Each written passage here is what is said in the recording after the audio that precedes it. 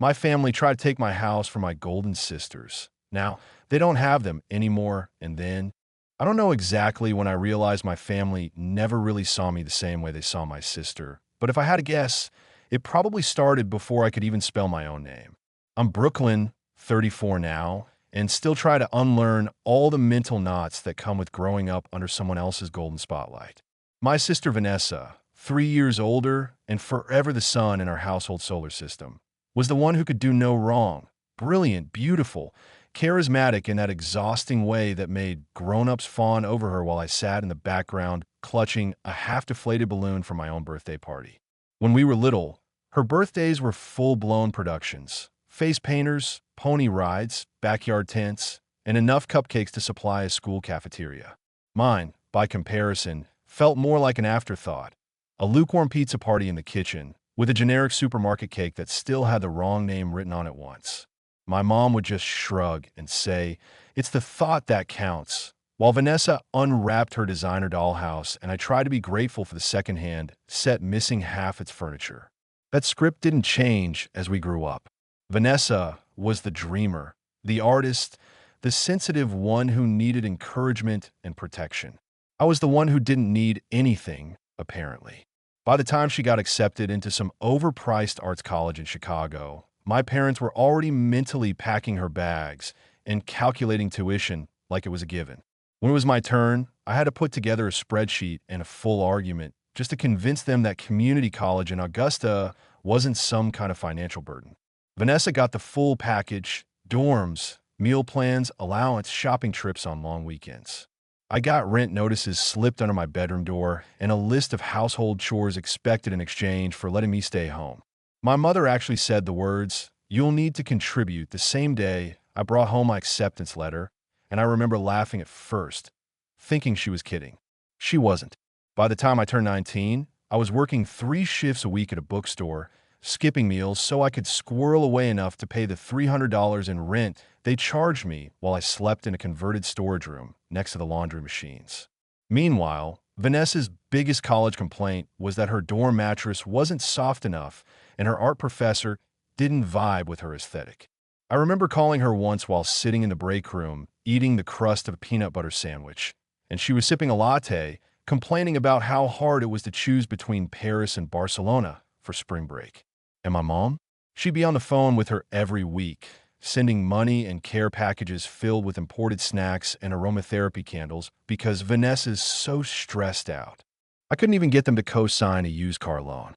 I finished school with a 3.9 GPA and a degree in business management. Vanessa barely scraped by with a 2.8 and a portfolio full of abstract nonsense no one asked for. Guess who got the graduation party? Catered, with fairy lights and a string quartet. For mine, Mom made boxed lasagna, and we ate it in silence while Vanessa talked about her internship at some edgy gallery that didn't pay her a cent.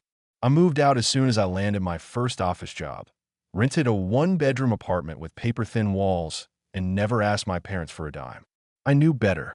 I knew that no matter what I did, it would never stack up against Vanessa's bare minimum. That realization hurt more than anything. It wasn't about the money or the parties. It was about knowing deep down that I was expected to be the responsible one, the self-sufficient one, while Vanessa got to chase dreams and fail upward.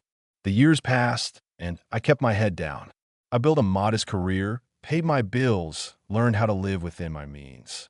Vanessa married Caleb, a guy my parents adored for reasons that still baffle me. He's the kind of man who always has a new scheme, but no steady job. One day it's flipping motorcycles, the next it's making custom dog collars on Etsy. None of it sticks. But somehow, he's still the golden boy in my parents' eyes. Maybe because he calls them Ma and Pop and brings them candles shaped like cowboy boots. They've got 3 kids now, Landon, Grace, and little Noah. And every time something goes sideways, my parents are there with their checkbooks and casseroles. Last year, their car died, and my parents wired them $3,000 the same day. When Vanessa said she needed more space, they offered to co-sign a lease. When she cried about how exhausted she was, they offered to watch the kids every weekend so she and Caleb could reconnect. Meanwhile, I was fixing my own toilet with YouTube tutorials and clipping coupons to afford decent groceries. The older I got, the more I realized my family didn't just fail to appreciate me. They actively expected me to stay quiet and make room for Vanessa's circus. That's why I stopped telling them things. I stopped sharing milestones, cut conversations short, avoided family dinners unless guilt tripped into it. Every time I opened my mouth, someone twisted my words into an attack on Vanessa. So when I decided earlier this year that I was finally going to start looking for a house, I didn't tell a soul. I've been saving for years, quietly and obsessively, passing on vacations and dinners out so I could finally afford a place that was mine. I wasn't looking for anything huge, just a cozy two-bedroom with maybe a little yard where I could plant lavender and sit in the sun with a cup of coffee. But this is where the story begins to spiral. Because even when I try to live quietly, someone always opens their big mouth. Her name was Marcia, a woman I work with who has never heard a piece of gossip she didn't immediately turn into a conversation starter. I mentioned I was looking at listings during lunch one day, and 2 days later, my mom called with this overly sweet voice that instantly made my stomach turn. "Brooklyn," she said, dragging out the syllables like I was 5 years old. "Why didn't you tell us you're house hunting?" I should have lied or hung up, but I didn't. I said something non-committal, told her it was early days, just exploring my options. That was my first mistake, because the moment she hung up, the machine turned on. Vanessa started texting me Zillow links for 5-bedroom homes with in-ground pools and 3-car garages. My mom sent floor plans, school district rankings, and notes like this one has a guest suite for when we visit. It became a full-time job dodging their expectations. They weren't even subtle about it. Every single house they picked was tailored to Vanessa's needs. Bigger kitchen for family dinners, fenced yard for the kids, a separate office for Caleb's projects. Not once did anyone ask me what I actually wanted. It wasn't about helping me find a home. It was about building a solution to their problems and using my wallet to fund it. I stopped replying to their messages. I muted the group chat. And for the first time in a long time, I realized I wasn't just going to survive. I was going to fight for the life I wanted, whether they liked it or not. Cutting off the noise felt like exhaling after holding my breath for too many years without realizing it. I stopped opening their links, stopped answering calls, and forced myself to stop caring about their disappointment that was never about me in the first place. While they flooded my phone with 6-bedroom listings and dreams of a house I'd pay for, but barely live in, I spent my weekends doing something completely revolutionary, choosing for myself. I'd park outside potential homes alone with a coffee in hand, pretending I wasn't terrified of what came next. Every open house felt like stepping into a version of my life where no one had a key but me. And that, more than anything, was the dream. For weeks, I kept my search secret. I didn't talk about the listings I loved or the ones I hated. I didn't mention the one house that smelled like pickles for some reason, or the one with a sunroom that nearly made me cry from how peaceful it felt. I kept all of it close, guarded like treasure, because I knew what would happen the second they found out. They'd twist it into something else. Something shared, something Vanessa deserved to have more than I did. And then I found it. A pale blue cottage with a crooked mailbox and ivy curling up one side like it was trying to hug the place. It had 2 bedrooms, a tiny kitchen with a window over the sink, and a little patch of backyard that could maybe, one day, become a garden if I learned to stop killing plants. The second I walked inside, I didn't think about Vanessa or my parents or who would fit where. I thought, this is mine. I put in the offer the next morning, heart pounding so hard I thought I might pass out. The realtor said I had a good chance, but I tried not to get my hopes up. Still, I refreshed my inbox like a lunatic for 3 days straight. When the acceptance came through, I screamed so loudly I scared the woman in the apartment next door. I danced around my tiny living room with tears in my eyes, because after years of scraping and saving and shrinking myself to make room for other people, I had finally done something just for me. I didn't tell anyone. I signed the paperwork, scheduled the inspection, and planned my move like I was orchestrating a heist. Every box I packed felt like a silent middle finger to all the times they told me to wait, to share, to consider what Vanessa needed first. And for a while, I thought I was in the clear. I figured if I just kept quiet a little longer, I'd be moved in before they noticed. But like clockwork, they found out because someone always talks. This time it was Marcia again. I don't know if she meant to ruin it or if she thought she was being helpful, but she mentioned during a church potluck that I'd bought a home, and someone who lived 3 streets over from Vanessa was in earshot. Less than 24 hours later, I got the call. My mom's voice was unnervingly cheerful, like she was hiding knives behind her back. "Brooklyn," she chirped, "we're so proud of you. We heard the big news." I froze. I hadn't told anyone, not even my closest friends yet, and here she was acting like I'd just sent out formal invitations. I tried to play dumb, said it wasn't finalized yet, just a possibility, maybe. She cut me off before I could finish. "Vanessa and I have been thinking. You'll want something with enough space, obviously. The kids are growing, and they'll want their own rooms. And Caleb could use a quiet space to work. Oh, and something close to them would be ideal." I remember just staring at the wall like maybe if I didn't respond, the whole thing would disappear. But no, she kept going, talking about community parks and school districts like this had been a joint purchase and not the most important decision I had ever made completely on my own. From that moment forward, the messages didn't stop. My phone turned into a digital battleground. Vanessa sent links daily, always massive homes with double staircases and gourmet kitchens. My mom would send voice notes saying things like, "We just want what's best for everyone, honey." I muted them all. But muting didn't stop the pressure. It only gave them more time to build their fantasy. I'd hear from people I barely spoke to telling me what a great opportunity this was for the whole family. As if buying a house meant opening a hotel. As if my independence was just another communal asset to be divided up like casserole at Sunday dinner. I finally snapped when Vanessa texted me about a 6-bedroom monstrosity 3 blocks from her place. She said, "This would be so perfect for us. Landon's birthday parties could be in the backyard." I stared at that sentence for 10 minutes, fingers trembling, trying to process how buying myself a home had morphed into hosting her kids' events. I didn't reply. I didn't have the energy. That night, I sat in my car outside my new house and just breathed. The porch light was broken and the steps creaked like hell, but it was mine.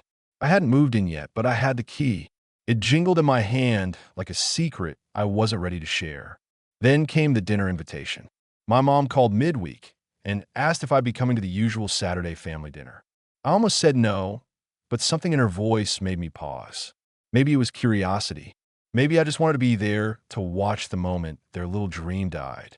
Either way, I agreed. I didn't tell them I'd already closed on the house. I didn't say a word about packing boxes or changing utilities. I walked into their house that Saturday night with a smile plastered on my face, fully prepared for battle. And I was right to be. The moment I walked in, Vanessa was grinning like a lottery winner. Caleb barely looked up from his phone. The kids were screaming in the background, and my mom was stirring a pot of chili like we were about to sign a real estate contract over dinner.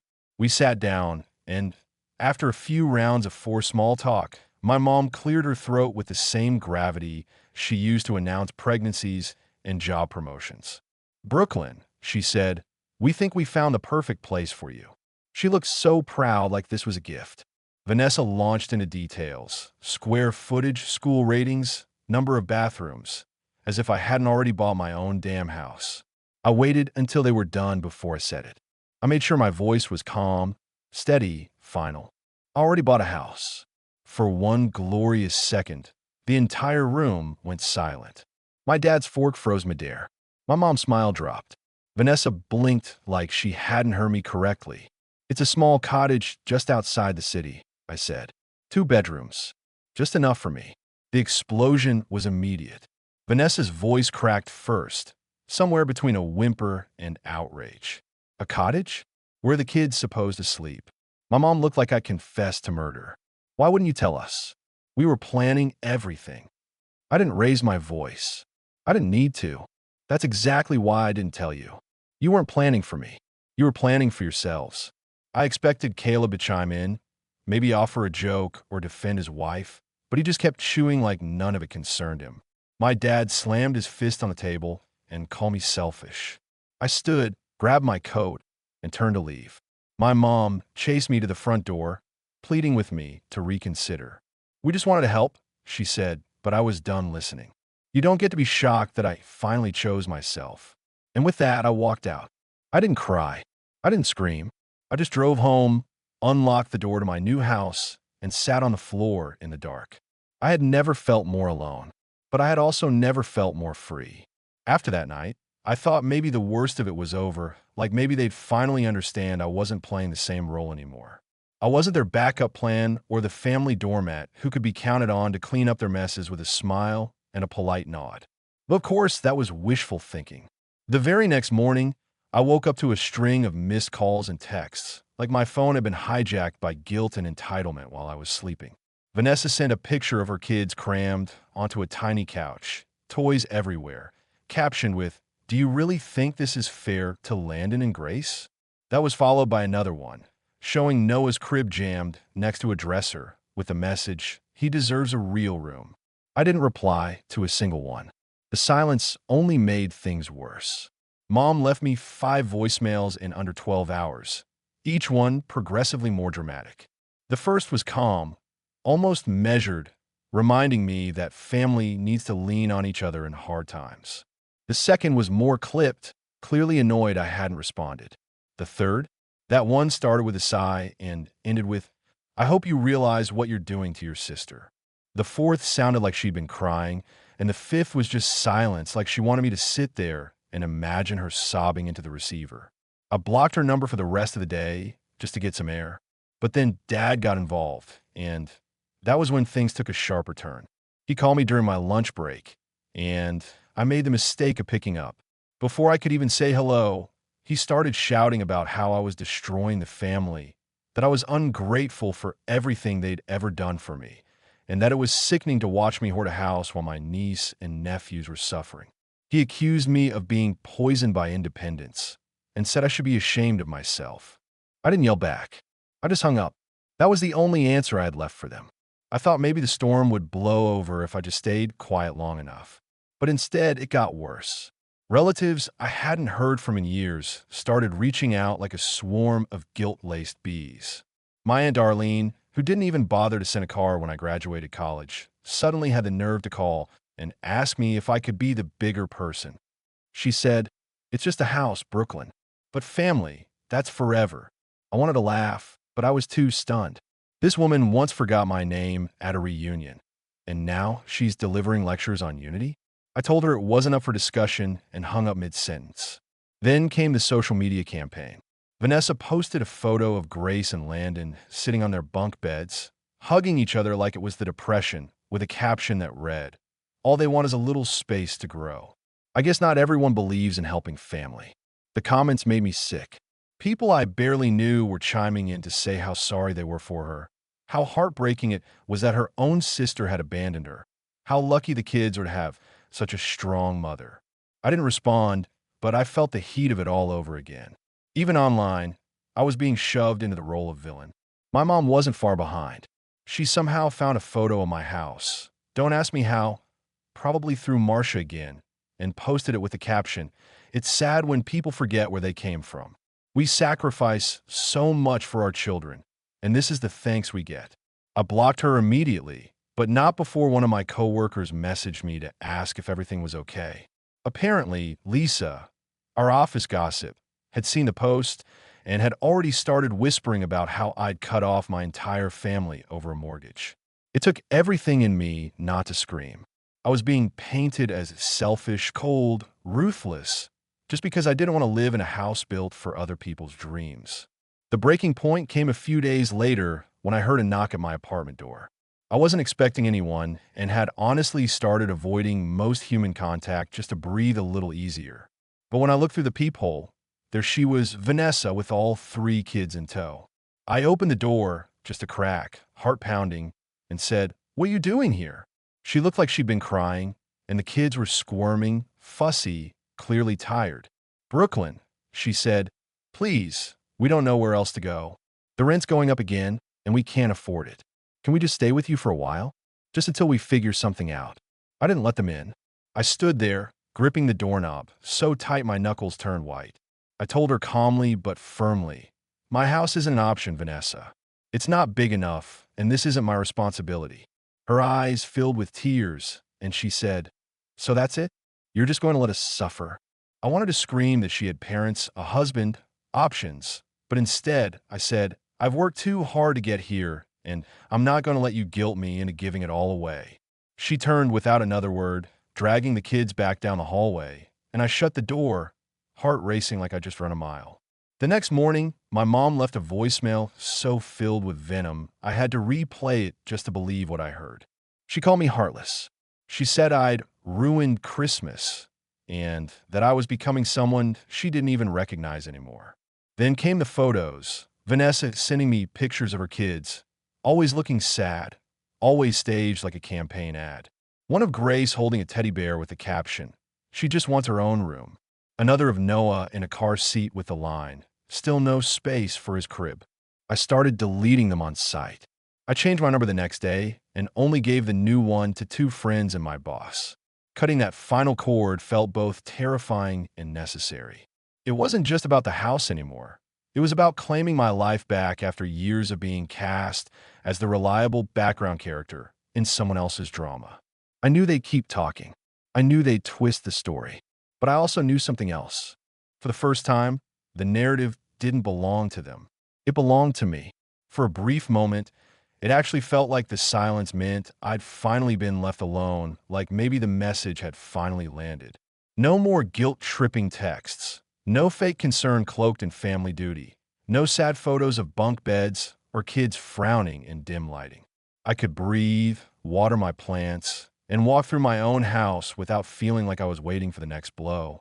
The locks had been changed, the cameras were installed, and every door felt like a wall between me and the chaos they kept trying to drag me back into.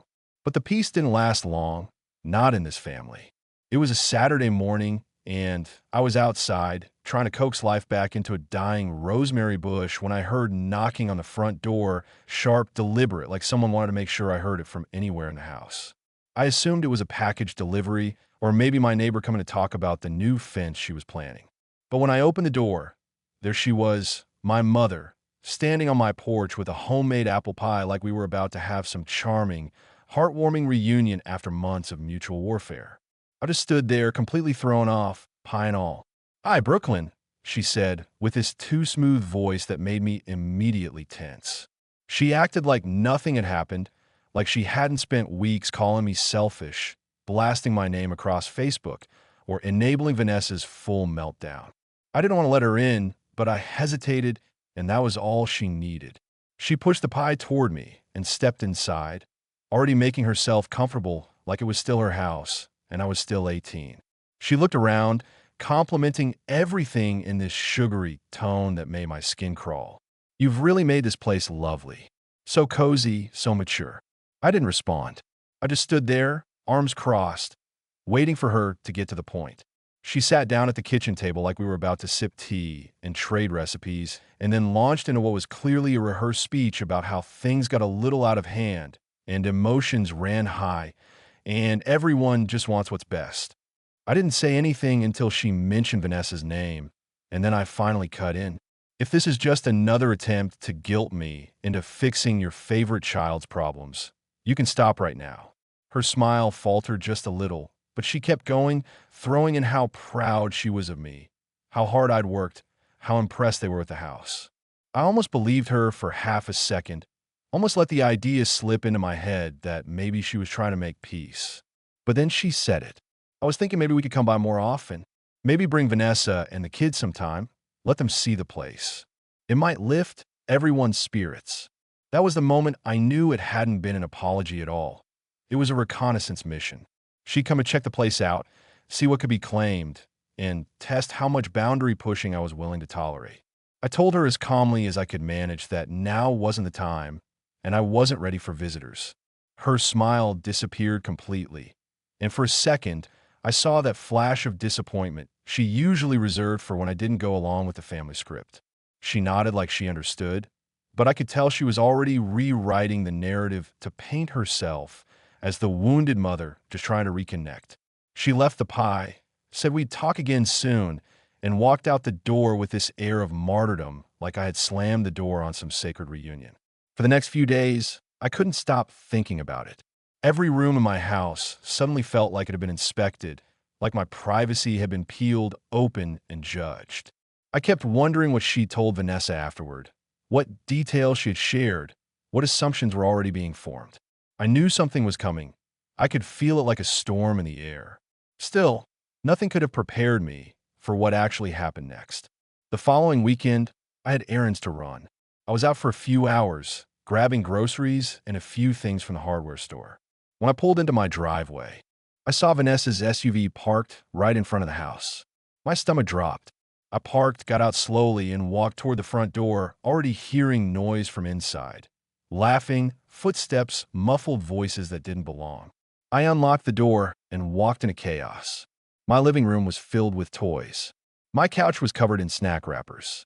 Caleb was in my kitchen, drinking juice straight from the carton, and Vanessa was in the sunroom, rearranging my chairs like she was preparing for a photo shoot. I couldn't even speak at first. I just stood there, stunned. Vanessa looked up and smiled like this was normal. "Oh, hey, we figured it'd be easier to just get settled while you were out." I stared at her, thinking I had misheard her. "Settled?" I asked. She gestured to the kitchen. "Mom gave us the spare key. She said it would be fine." I felt my whole body tense. "You broke into my house," I said. Vanessa rolled her eyes. "Don't be so dramatic. We didn't break in. Mom gave us the key. It's not like you were using all this space anyway. It's just for a little while." I didn't answer her. I just walked to the counter, picked up my phone, and dialed. "Are you really calling the police?" Caleb asked, completely unfazed. "You're seriously calling the cops on your own family?" Vanessa added, "You left us no choice, Brooklyn." I looked her dead in the eye and said, "Watch me." I stayed on the line while the dispatcher confirmed an officer was en route. Vanessa kept trying to talk over me, but I ignored her. When the police arrived, I told them everything about the spare key, the unauthorized entry, and the fact that I'd never given them permission. The officers were surprisingly patient, but they made it clear that Vanessa and Caleb were trespassing and had to leave immediately.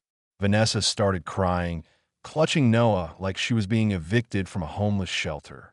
Caleb muttered that I was cruel and that I'd regret this one day. But in the end, they left bags, toys, and all. I didn't say a word. I just watched them walk out, then locked the door behind them with trembling hands. The officers asked if I wanted to press charges.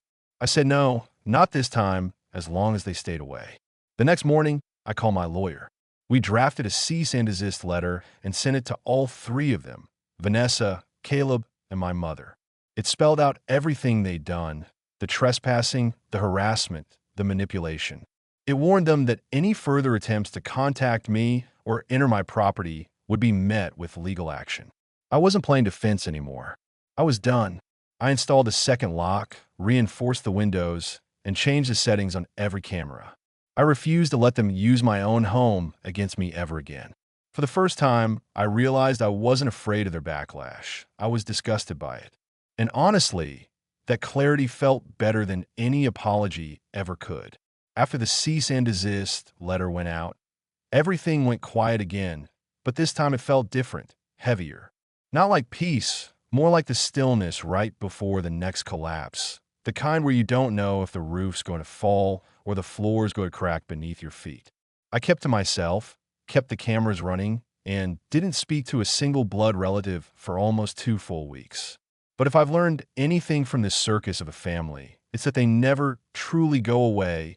They just wait until your guard slips enough for them to barge back in. The final push came the way I expected it would.